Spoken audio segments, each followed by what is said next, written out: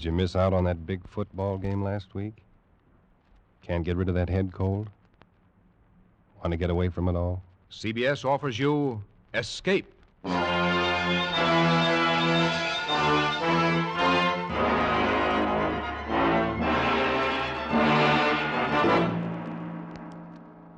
You are groping your way slowly through the dark hold of a ship at sea, moving carefully, step by step, searching intently for something you dread to find, because you know that this ship carries a cargo of death. The Columbia Broadcasting System and its affiliated stations presents Escape, produced and directed by William N. Robeson, and carefully plotted to free you from the four walls of today for a half hour of high adventure.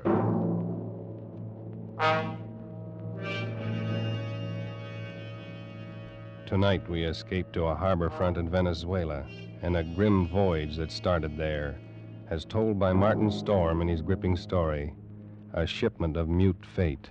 I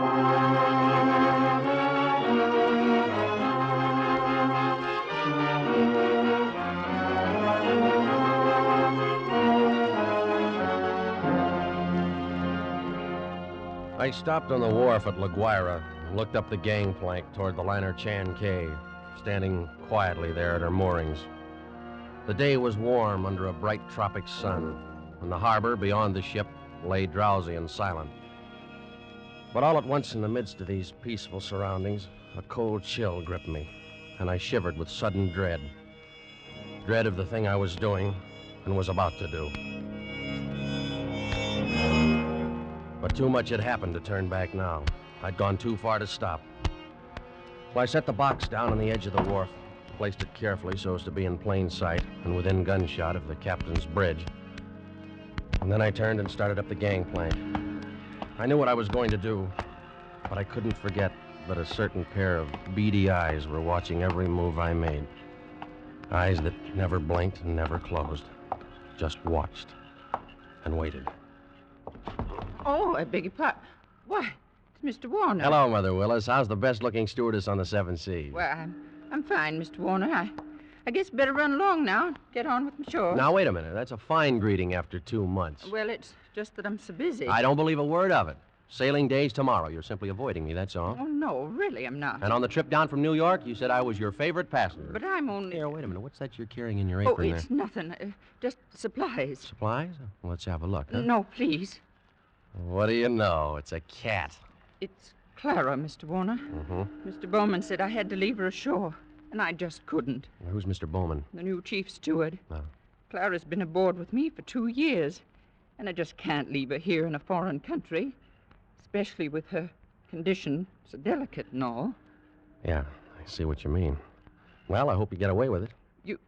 You won't tell anyone? Not a soul. As a matter of fact, if things don't work out right, we may both end up smuggling.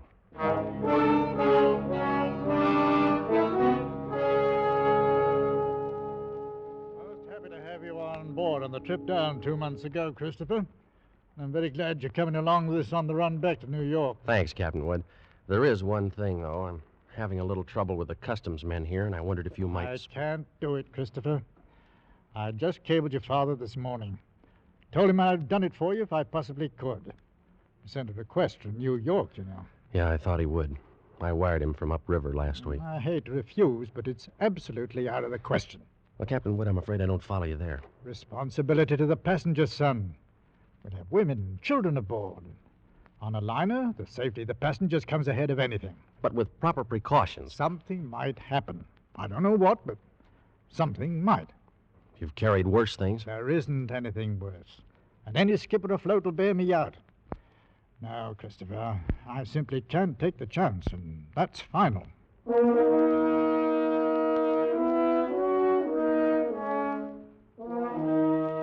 Final. Well, it wasn't final if I could do anything about it. I hadn't come down here to spend 2 months in that stinking backcountry and then be stopped on the edge of the wharf. 2 months of it. Heat, rain, insects, malaria. I'd gone clear in past the headwaters of the Orinoco, traveled through country where every step along the jungle trail might be the last one. Oh, Sanchez. Si, Senor Warner. We better start looking for a place to camp. It'll be dark in a little while. Si, Senor. Very soon we turn to river. Camp on rocks by water. This very bad country. This very bad country. You've been saying that for 10 days now. Very bad country. Pues, si, Senor Warner, this very bad country. Yeah, we'll skip it. For all the luck we've had so far, it might as well be Central Park. Central Park? I don't understand. Well, never mind. If we don't find some... Here, what's the matter? Quiet now. Sanchez, what's wrong? They're in the path. See? Bushmaster. Bushmaster. The deadliest snake in the world. Bushmaster. Its Latin name was Lachesis muta. Mute fate. It lay there in the center of the path, a 10-foot length of silent death, coiled loosely in an undulant loop, ready to strike violently at the least movement.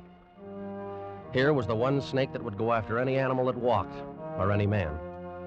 It lay there and watched us, not moving, not afraid, ready for anything. The splotch of its colors stood out like some horrible, gaudy floor mat lying there on the brown background of the jungle, waiting for someone to step on it. Here was what I'd come 2,000 miles for, a Bushmaster. Sanchez! I didn't want that snake killed. He no kill, senor. He gone. Bushmaster very smart, very quick. Must always see bullet in time to dodge. Well, anyway, he's gone, and the only one we've seen in 5 weeks. Oh, we find other. This very bad country. Well, lay off that gun the next time. Don't shoot, you understand? Why you say no shoot? You want Bushmaster. Sure, but I want it alive. Hombre sacristo. Senor Warner, you tell me you want Bushmaster, but you no say alive. You're getting $200 for it. For dead man, what is $200? Tomorrow we go back to Caracas. I'll make it 500, Sanchez. I catch water snake, rattlesnake, any other kind. But I no catch Bushmaster. Sanchez, I'll give you $1,000. We go back to Caracas. Well, it cost me 1,500 American dollars. But 3 days later, Sanchez brought me the snake in a rubber bag. He was shaking so hard, I thought for a moment the thing had struck him. One thing you make sure, Senor Warner. Not turn him loose in Venezuela. Because he know I the one who catch him. And he know where I live. All right, Sanchez, I'll keep an eye on him. También he know you pay me to catch him. All the time he watch and wait. You no forget that, Senor Warner. Because he no forget. Not ever.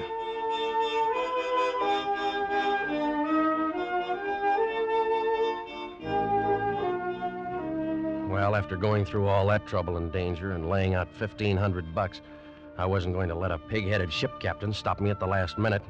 At least not as long as the cables were still in operation between La Guaira and New York. Morning, Captain Wood. The boy at the hotel said you wanted to see me. That's right, Christopher. Sit down. Thank you. It seems you weren't willing to let matters stand the way we left them yesterday. Well, sorry to go over your head, Captain Wood, but I had to. The museum sent me all the way down here for it. And I'm not going to be stopped by red tape. This will be the only live Bushmaster ever brought to the United States.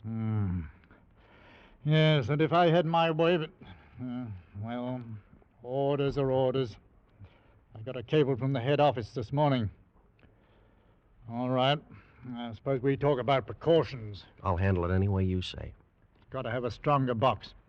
That crate's too flimsy. It's stronger than it looks. And that wire screen on top would hold a wildcat. But anyway, I bought a heavy sea chest this morning. I will put the crate inside of it. Sounds all right.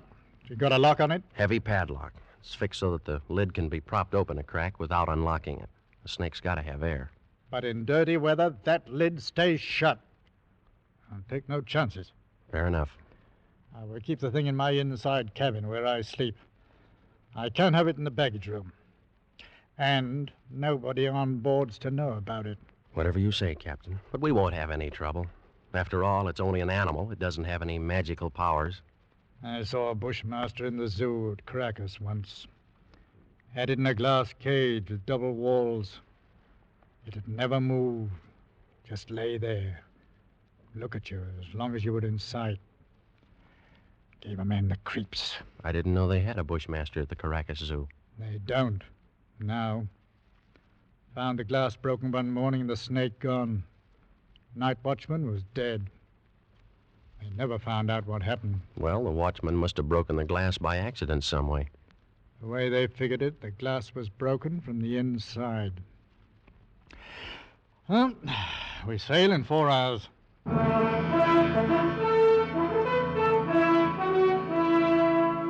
We steamed north into the Caribbean. with perfect weather and a sea as smooth as an inland lake. The barometer dropped a little on the third day, but cleared up overnight and left nothing worse than a heavy swell. But in spite of the calm seas and the pleasant weather, I found myself feeling more and more often an ominous foreboding. I was developing an almost unnatural fear of that snake. Well, I stayed clear of the passengers pretty much. Got the habit of dropping into Captain Wood's quarters several times a day. He kept the heavy box underneath his berth. I'd approach it quietly and shine my flashlight through the open crack. Never once could I catch that 12-foot devil asleep, or even excited. He'd be lying there, half-coiled, his head raised a little, staring out of those beady black eyes, waiting. He'd still be like that when I'd turn away to leave. Maybe that's what bothered me, that horrible and constant watchful waiting. What in the name of heaven was he waiting for? Well, hello there, Mr. Warner. Oh, how are you, Mother Willis? My, but you and the captain spend an awful lot of time around this cabin. I'm beginning to think the two of you must have some guilty secret. Oh, no, nothing like that, Mother Willis. I don't know about Captain Wood, but I certainly don't have any guilty secret.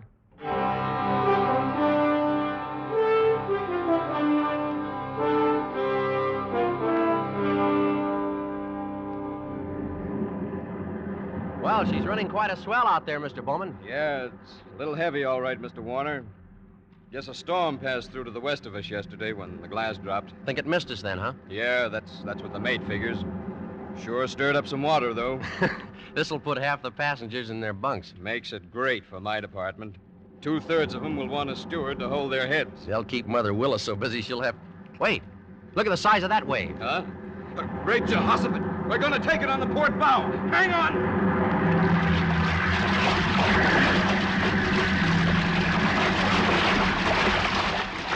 Well, that was a freak if there ever was one. Not another wave in sight. You see 'em like that sometimes, even in a calm sea. Well, I gotta get below, Mr. Warner. That water probably did some damage on the officer's deck. Yeah, I suppose it... What did you say? The wheel companionway was open on the port side. Bridge cabins must have taken a pretty bad smashing up. They're right below the, Here, is something wrong, Mr. Warner? No, nothing at all, Mr. Bowman. At least I hope not.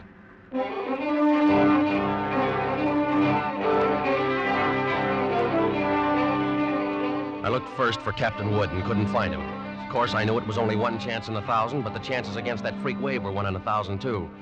Well, I couldn't waste any more time, so I stumbled down the companionway and along the passage to the captain's cabin.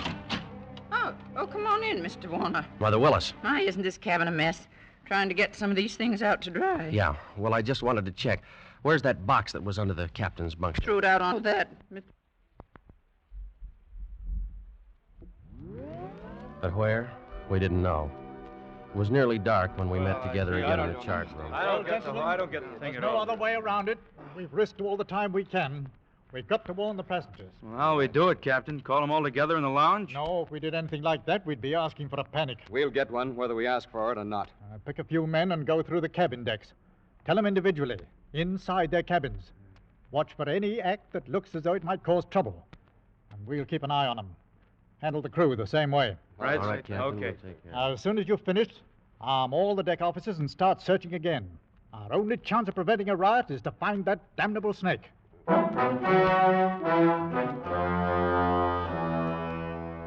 The slow nightmare that followed grew worse by the hour. None of us slept. All the ship's officers not on duty kept on with that endless search. Passengers locked themselves in their cabins or huddled together in the lounges, knowing all the time that no spot on board could be called safe. Fear was a heavy fog in the lungs of all of us, and every light on the vessel burned throughout the night. Morning came and brought no relief. Terror and tension mounted by the hour. There now, Mrs. Crane, stop getting yourself all worked up and go back to your cabin. The horrid thing's probably crawled overboard anyway. You're just saying that. You're paid to say it. You don't know. Nobody does. Now, everything's going to be all right. Oh, if you could only do something. If all of us could only get off the ship. They could fumigate it. Yes, that's what we've got to do. We've got to get off the ship. Now, wait. Mr. Bowman. Mr. Bowman, she's going to jump. No, you don't, lady. Let me go. Let me go. Not good. Let me go! Nice work, Mr. Bowman. Get her down to her cabin. Whatever you do, don't turn her loose.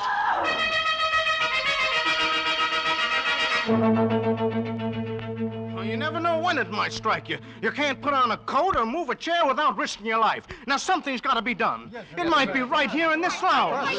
All right, Miss Steve. You better quiet down. Take it easy. Take it easy, huh? Well, you're a great officer. Why don't you do something about it? That thing might be crawling around here right under our feet somewhere. Like I said, shut up. Are you trying to start a panic? I got a right to talk. I don't want to die. Nobody's going to tell Okay. me what...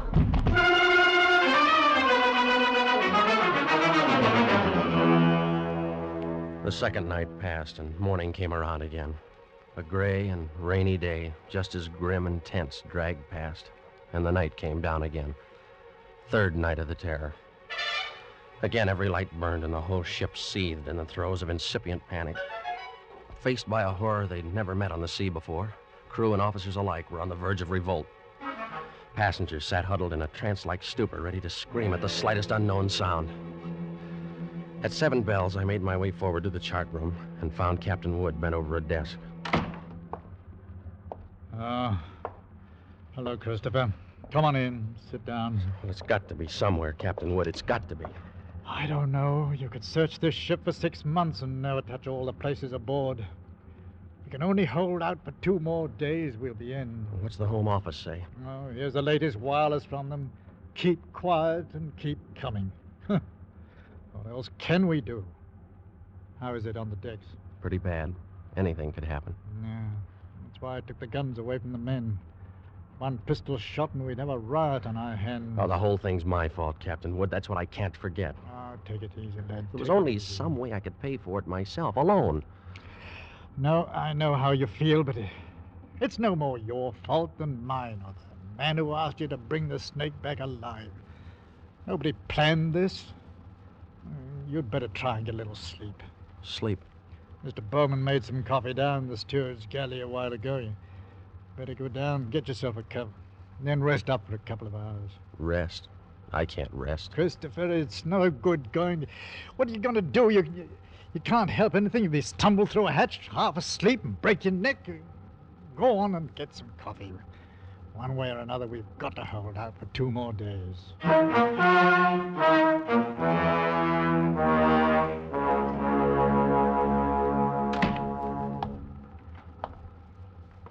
The light was on in the steward's galley, and the coffee pot was standing on the stove. It was still warm, so I didn't bother to heat it. I poured out a cup, carried it over, and set it on the porcelain tabletop in the center of the room. I started to light a cigarette. The door of the pan cupboard beneath the sink was standing slightly ajar, and I happened to glance down toward it. Out from the dark interior of the cupboard shone 2 glittering points of light 2 inches apart. I dropped the cigarette and moved slowly backward. I'd found the Bushmaster.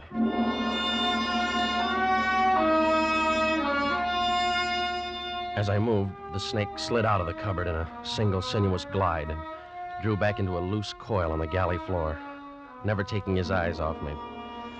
I moved slowly back, waiting any moment for that deadly slithering strike. How had he known it was me? He'd stayed quiet when Bowman was here. How did he know to pick the first time in 3 days when I didn't have a gun? Well, my hands touched the wall behind me and I stopped. Only then I realized in terror what I'd done. The call button and the door were on the far side of the room. I'd backed into a dead end. I stared at the snake in fascination, expecting any moment the ripping slash of those poison fangs. The horrid coils tightened a little, and then were still again. 10 million years of evolution to produce this moment. Homo sapiens versus Lachesis muta. Man against mute fate, and all the odds were on fate. I knew then that I was going to die. I could feel the sweat run down between the painted wall and the palms of my hands pressed against it.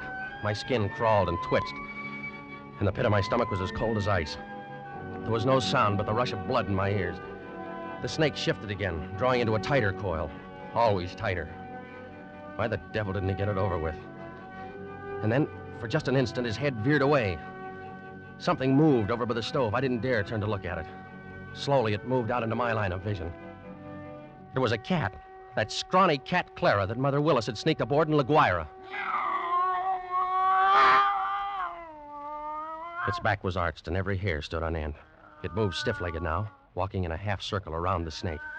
The bushmaster shifted slowly and kept watching the cat. He tightened. He was going to strike at any second. He struck and missed.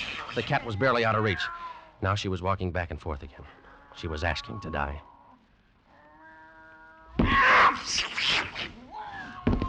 Missed again by a fraction of an inch. He was striking now without even going to a full coil. Missed again and again, always missing by the barest margin. Each time the cat danced barely out of reach, and each time she countered with one precise spat of a dainty paw, bracing her skinny frame on 3 stiff legs. And then suddenly I realized what she was doing. The bushmaster was tiring, and one strike was just an instant slow.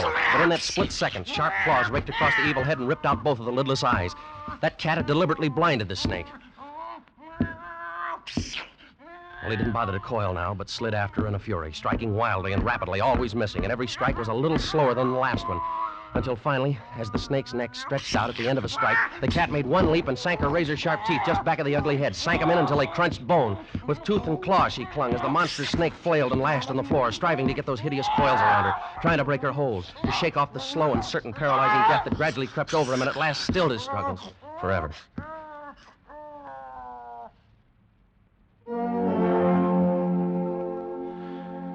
I took a deep breath. The first in minutes. The cat lay on her side on the floor, panting, resting from the fight just over. And she had a right to rest. That mangy, brave, beautiful alley cat had just saved my life. And maybe others as well.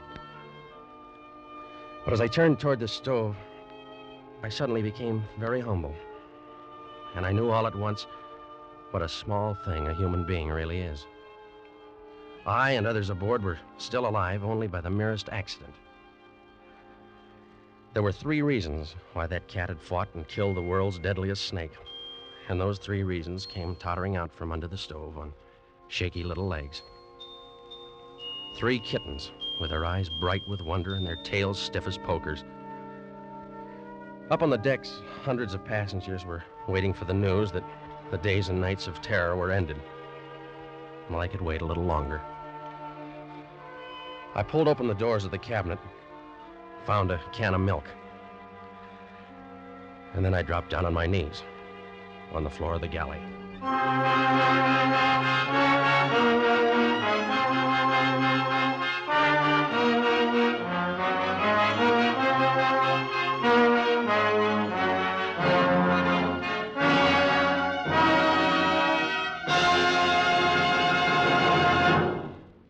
Escape is produced and directed by William N. Robeson, and tonight brought you A Shipment of Mute Fate by Martin Storm, adapted for radio by Les Crutchfield, with Jack Webb as Chris Warner, Raymond Lawrence as Captain Wood, and D.J. Thompson as Mother Willis. The special musical score was conceived and conducted by Cy Fure. Next week, At this same time, when you're tired from a hard day at the office, or leaning over a hot stove all day, when you want to get away from it all, CBS again offers you Escape.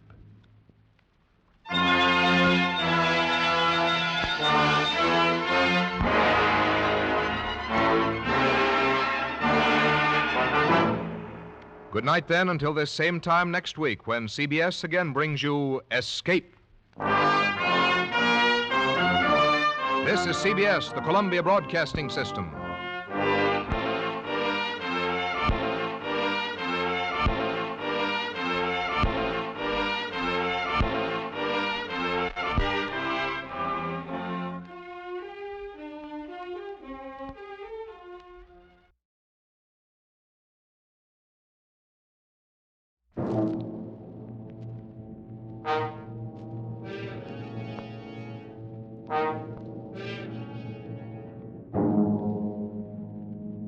Are you upset with today's headlines?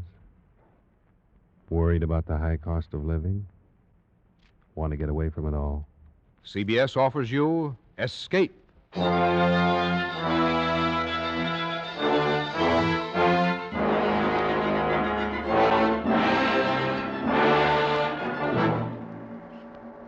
You are the the friend of a man living in death, confidant of a ghoul, witness to a nameless terror. You are a guest in the House of Usher. The Columbia Broadcasting System and its affiliated stations present Escape, produced and directed by William N. Robeson, and carefully plotted to free you from the four walls of today for a half hour of high adventure.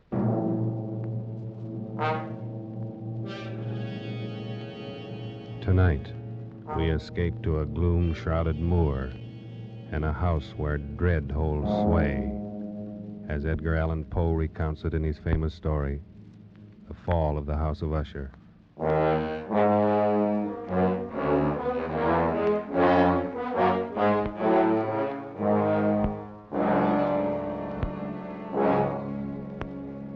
It is with some regret, but I believe advisable that I identify myself only as a friend of Roderick Usher. Certainly the last and perhaps the only friend of that unhappy man. Having only one sister, he was the last male descendant of the ancient house of Usher. Roderick had been one of my boon companions in boyhood, but many years had elapsed now since our last meeting. And so as I held his letter in my hand, not yet opening it, I reflected with no little sadness upon the devious fates that chart our courses and drive old friends away from one another. But then a sudden feverish and nostalgic curiosity laid hold of me, and with fingers made clumsy by their eagerness, I tore open the letter and read, My dear friend, my need of you has so far outgrown my pride that I'm going to request a favor which I realize full well may involve considerable inconvenience to yourself. For some time past, I have been suffering from an acute bodily illness intensified by serious mental oppression, if I may so call it. A horror which looms over me, a horror grown so great I dare no longer face it alone. And so, in all humility, and for the sake of years gone by, I beseech you to come to me at once, here to the family estate in the north. Should events conspire to prevent your coming, then only God may know the consequences. Your friend in desperation, Roderick Usher.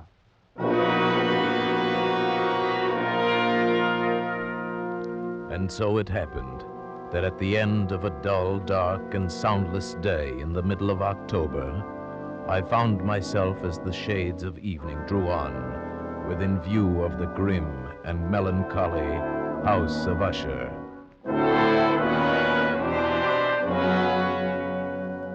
I confess that the first sight of the house, the fungus-covered walls of stone thrusting their crumbling ramparts against the darkening sky, rising out of the sullen, sluggish waters of the black tarn at their base, the bleak and vacant windows staring blindly, the bone-white trunks of decaying trees, these things filled me with a nameless and desolate terror, so that I reined in my horse and sat trembling, half fearing to cross the wooden bridge that led over the waters of the moat and up to the entrance of the House of Usher.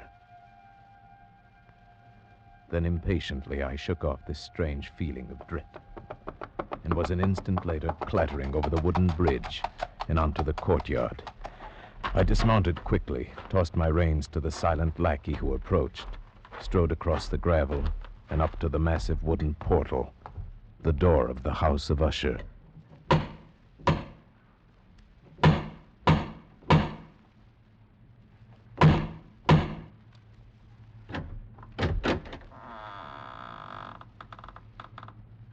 Good afternoon. My name I is... know. You're the friend of Master Roderick. Please come inside, sir. Thank you. But may I inquire how it happens you know me? You have been expected for some time, sir. Yes, true. But also I'm a stranger to you and could be some other visitor. That you could be anyone other than the friend whom Master Roderick expects, sir, would be impossible. You see, no one else would ever come to this house. Then I followed his stealthy footsteps through many dark and intricate passages.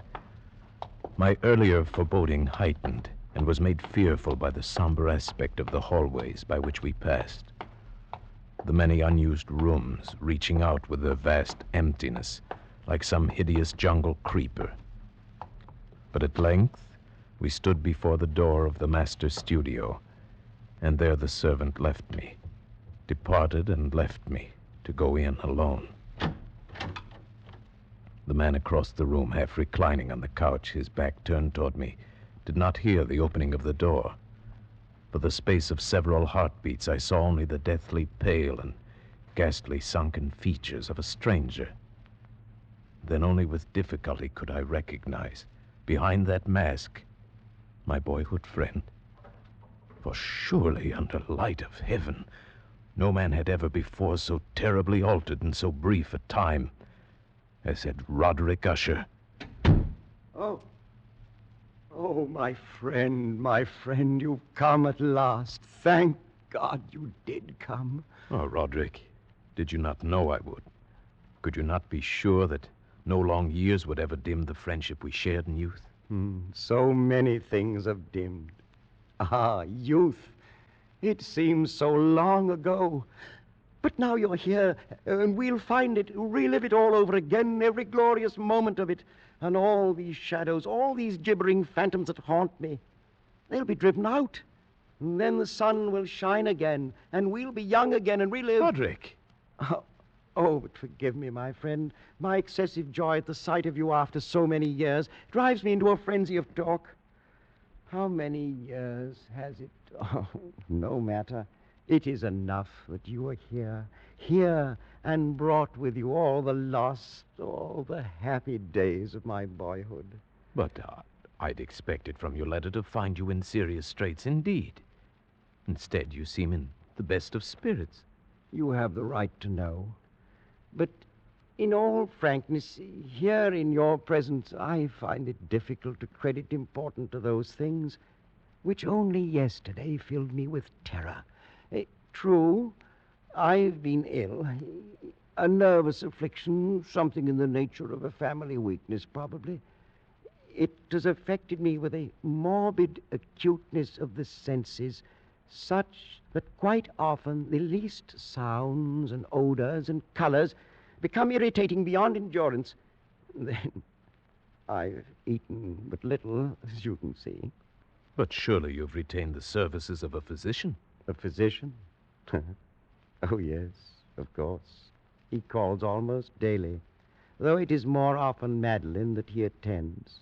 You remember my twin sister, Madeline? For her, I fear more greatly than for myself. Even today, she's taken to her bed, and I have no doubt will never rise from it again. Oh, a tragedy. The sympathies of my heart go out to you. Oh, but leave it for the present. Leave it to dream of all those happy days we left so far behind. Everything will be different now that you're here. Do you remember when we were 12? But the happy forgetfulness which Roderick found in my coming was short-lived, and in a few days he had sunk into a morose torpor, from which only occasionally with frantic difficulty could he reach the joy of our first few hours of meeting. More often, his mental apathy was broken by bursts of vicious temper and violent ill humor, fits I could only excuse on the basis of his illness. And that illness began in my mind to assume a most mysterious character. Being unable to divine its true nature from Roderick's hesitant offerings, I took the liberty of questioning the physician a few days later when I chanced to encounter him in a hallway. Yes, she's resting as well as might be expected. But she continues to decline. Is that not correct, Doctor? That would seem to be the case. And the malady, the illness which has stricken her, is it the same as that which affects her brother Roderick? I may venture that it is. Might I inquire the nature of this illness? As to that, I am unable to say. You imply, then, that I have no right to the information? Not at all. I am confessing to you quite simply, sir. I do not know what afflicts Madeline and Roderick Usher.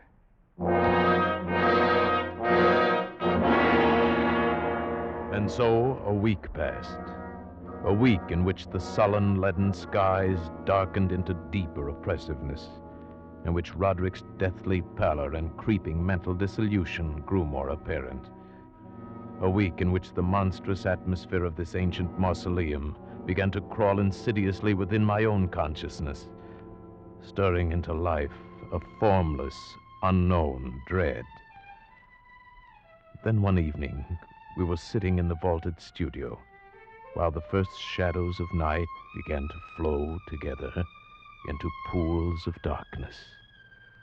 Roderick had been unusually troubled during the day and had been trying to find some solace by playing on the violin. Of a sudden, there came a knock upon the door. Stop it! Stop that infernal pounding, do you hear? Do you wish to drive me completely mad? Open the door and come in, come in! It's the doctor. Well, what is it? What do you want?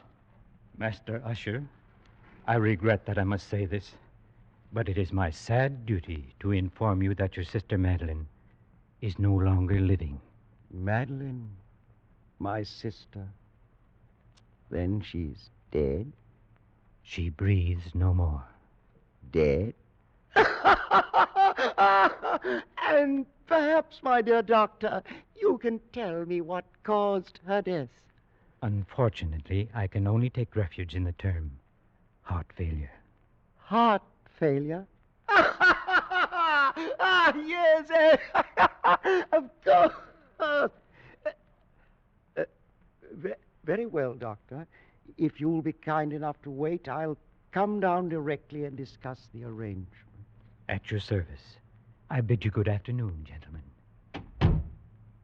Roderick, I assure you of my deepest sympathy. You do. Your deepest sympathy. The doctor regrets his sad duty. Are you fools, both of you fools? I don't understand. Haven't you seen it yet? Can you not feel it about you? The horrid, monstrous, brooding spirit of this accursed house. Can't you hear its evil laughter as it lurks in the hallways and grows fat upon the soul? My dead sister. Roderick. Can't you see that it matters nothing to me that she's dead? That I myself walk but a few steps behind her into the same shadows of hell? Can't you sense those hideous tentacles, even now, reaching out for me? For me, who now, the last living, if it be living, the last living descendant of the accursed house of Usher.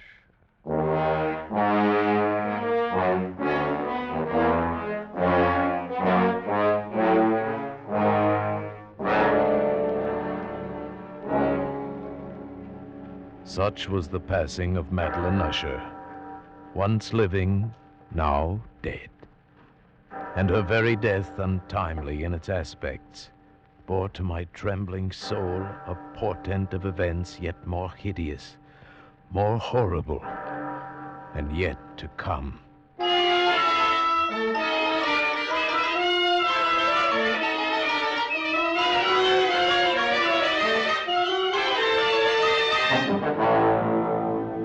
At a later hour of that same sad night, Roderick came into my chamber to voice an intention so morbidly unnatural that for the moment I could only feel that his tottering reason had at last failed him entirely. Then you refuse? But Roderick, this is madness. I tell you, before this night is over, the coffin body of my sister shall rest in the vault beneath this house, and if you will not help me, I shall do it myself. But why? Why? I could not stand to think of her buried out there in the dark graveyard, alone among the dead. Roderick, she too is dead. It's fantastic how little we know of death or of life. The doctor says she no longer breathes. She is dead. She was so lovely, was my sister. Roderick. I must keep Madeline near me. Nothing but evil would come of such an act. I can trust no one. But you, not even the physician himself. He hates us because he can't discover what it is that kills us. Even he might steal the body of my beloved sister, that he might learn our secret. You understand, don't you, my friend? Yes, Roderick. Yes, I understand.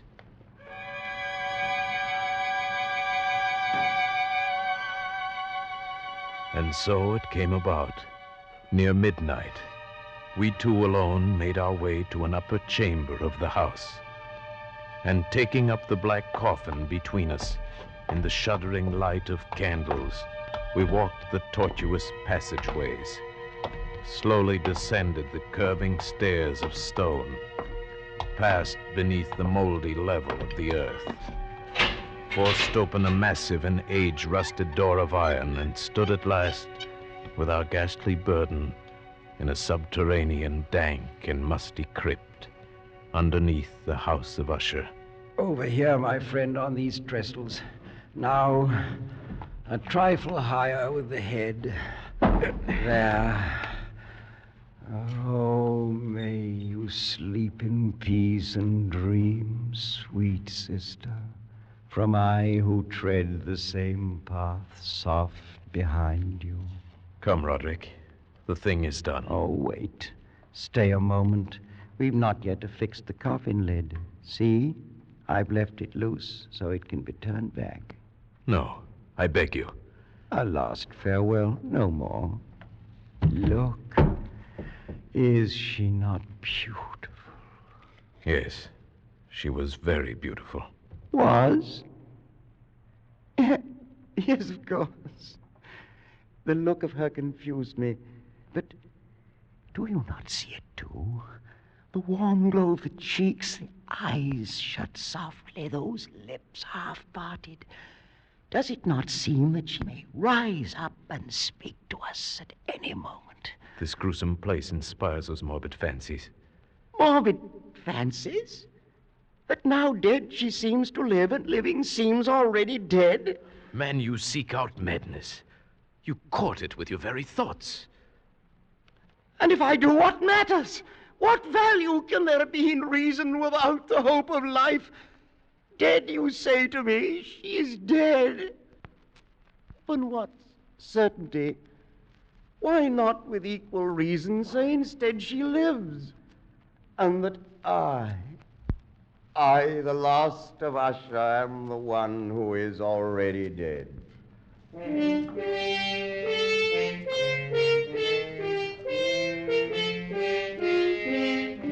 I prevailed upon my friend at last to leave that mournful place. And so with grim finality we secured the ebon lid, took up our flickering candles, and departed from the crypt, leaving it alone with its darkness and death. The ponderous portal closed behind us, and then my soul for one brief instant felt the dread and awful meaning of eternity.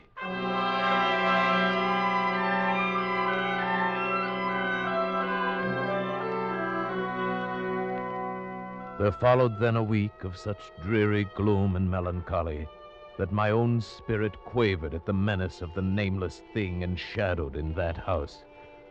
By perceptible degrees, the living soul of Roderick Usher flickered lower.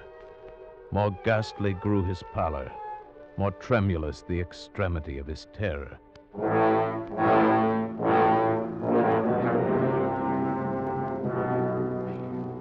The 8th day following the death of Lady Madeline fell upon the last day of grim and gray October, and brought with it, as the curtains of night descended, the fitful breath of a rising tempest, uneasy gusts of sodden rain, and the sound of sullen, thunderous rumbles born of the dim flares of sheet lightning somewhere behind the lowering pall. I retired at a late hour, but found sleep impossible. At length, overpowered by some strange presentiment of evil, I found my reposeful inaction no longer endurable. And so I arose, threw on my clothes in haste, and fell to pacing the floor of my darkened chamber. Then in one instant, a soft sound in the blackness froze my steps in paralysis of terror. The latch of my chamber door was being lifted from without. Who is it? Who is it, I say? It is I, Roderick. Oh, Roderick. What are you doing up and about at this hour, in pitch blackness? Wait, let me light the candles. No, I am quite used to darkness. I heard your footsteps and knew that you must be awake, even as I was. But can it be that you've not seen it? I don't understand you. I've seen nothing. Then stay. You shall see it, even as I've seen it for these past 2 hours. Wait. I'll throw open the casement window. There. Look!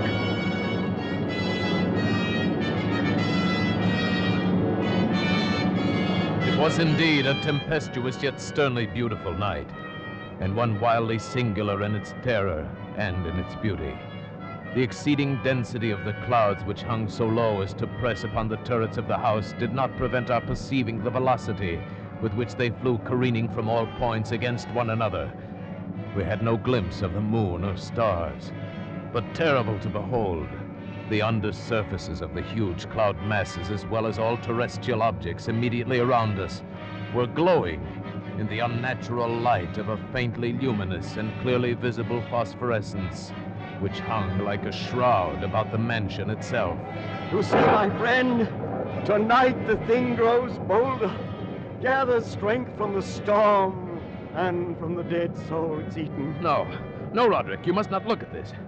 Here, I shall close this window and pull these curtains. And now, candlelight. Such darkness is the very mother of evil fear. There. Now come, sit here. Suppose I read aloud from some book or another. As you wish. I presume it matters little which. Oh, here. Here is a volume of The Mad Tryst by Canning. Will it serve? As you said, it matters little. I've always found the scene to be quite entertaining, wherein Ethelred dreams of fighting a dragon. Now, let's see. Oh, yes. Here it is. And so Ethelred waited no longer to hold parley with the hermit who mocked him from inside the hut, but feeling the rain upon his back and fearing the rising of the tempest, uplifted his axe and quickly made a hole in the plankings of the door for his gauntleted hand. And now, pulling sturdily, he so cracked and ripped all asunder that the noise of the dry and hollow-sounding wood alarmed and reverberated throughout the forest. Why do you stop? Why, that's strange. I fancied I just heard the very sound I read about. Let us say it was caused by the storm. Pray continue. Oh, yes, the storm. Of course. But Ethelred, upon entering the door, was amazed to perceive no sign of the evil hermit, but instead a dragon of prodigious and scaly demeanor, which sat on guard before a shield of shining brass. And Ethelred uplifted his axe and struck the head of the dragon, which fell before him with a shriek so horrid and harsh, like whereof was never before. What sound is that? Sound? The shriek of a dragon, my friend. Read on. Very well. And now the champion, bethinking himself of the shield of brass, approached across the silver floor to where the shield hung upon the wall. But the shield, not waiting for his coming, loosed and fell upon the silver floor with a mighty great... Roderick, I tell you something moves within this house. That sound, it reverberated through the very walls. Can you tell me now you did not hear it? Hear it now? Oh, yes, I hear it and have heard it. Long moments, hours, many days have I heard it. Yet I dared not speak. But why? Do you not know we put her living in the tomb? I tell you now, I heard her first feeble movements in the coffin many, many days ago, and I felt then it mattered little. But now she comes to upbraid me for my haste. And that last dread sound, yes, I heard it, the opening of the metal door to the crypt beneath the house. Now she comes here.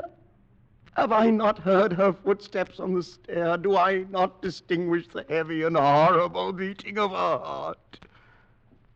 Madman that I am, I tell you that she now stands without that door.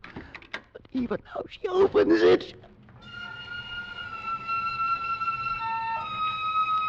There in the flickering light of candles, in the gloom and curtained doorway, stood the shrouded body of Lady Madeline. For one shuddering instant she swayed there.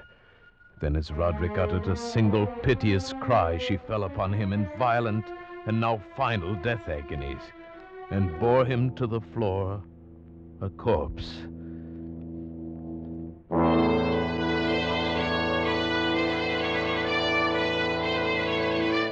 From that chamber and from that mansion, I fled aghast out the massive portal over the causeway into the night. Suddenly there shot along the path a wild light, and I looked back in heightened terror, for the vast house and its shadows were alone behind me. The baleful gleam came from the setting full and blood-red moon, which now shone vividly through a widening crack in the walls of the house itself, and even as I gazed, its vision opened rapidly. There came a fierce breath of the tempest. The entire lunar orb burst at once upon my sight. My brain reeled as I saw the mighty walls rushing asunder. There came a long, tumultuous, shouting sound like the voice of 1,000 waters.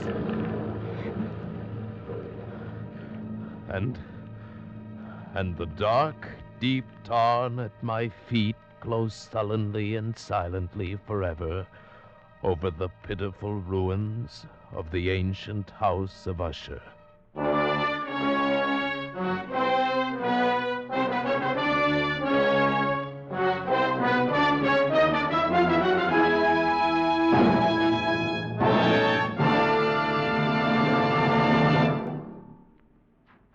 Escape is produced and directed by William N. Robeson, and tonight brought you The Fall of the House of Usher by Edgar Allan Poe, adapted for radio by Les Crutchfield, with Paul Frees as the narrator, Ramsey Hill as Roderick Usher, and Sheridan Hall as the physician. The special musical score was conceived and conducted by Cy Fuhrer. Next week... You are the victim of a poorer man, pursued from the west coast of Africa to the west end of London by a dead man's head, which grins at you upside down.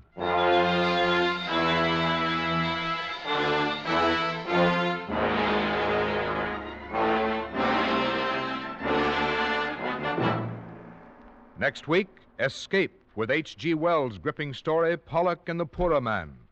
Good night, then, until this same time next week, when CBS again offers you Escape.